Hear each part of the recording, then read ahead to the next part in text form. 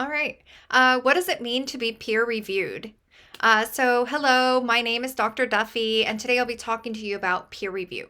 So, you may have come across this term, peer review, in your class as you're beginning to engage with research, or even just on the internet, right? Because everyone's always asking, like, hey, where are your peer reviewed sources? What does that mean? Right? Okay, so research articles that are published in scholarly journals are peer reviewed. And peer reviewed is just what it sounds like, reviewed by your peers. So, in order to publish, scholars and researchers must submit their work to be reviewed by other experts in the field. So, for example, imagine a psychologist specializing in language development in children and they want to publish their work. So they've done a lot of work, they've conducted experiments, they've recruited participants for their study. They've been studying this topic for a long time, and they've done a lot of work on it. So they want to get it published. They want to share it with the world. Now, before that can happen, they have to undergo the peer review process. And so that means that other child psychologists that also specialize in language development are going to be looking at that researcher's work. So they're going to be looking at the methodology. They're going to be looking for errors. They're going to be looking for flaws. They're going to be checking to see if the conclusions that the researcher came to actually follow from that data. They're going to make suggestions and then either approve or reject that article.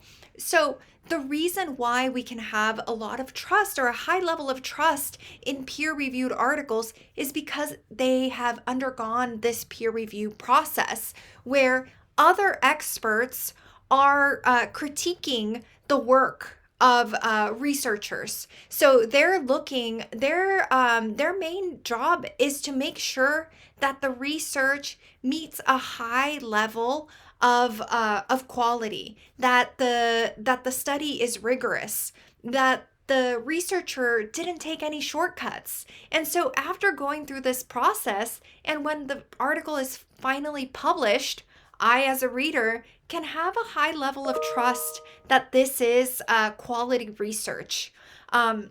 So this is not just a psychologist that decides to start a TikTok channel and then tells you their views. Well, like from my observation, children learn best when you don't talk to them in a baby voice, or when you do talk to them in a baby voice, right?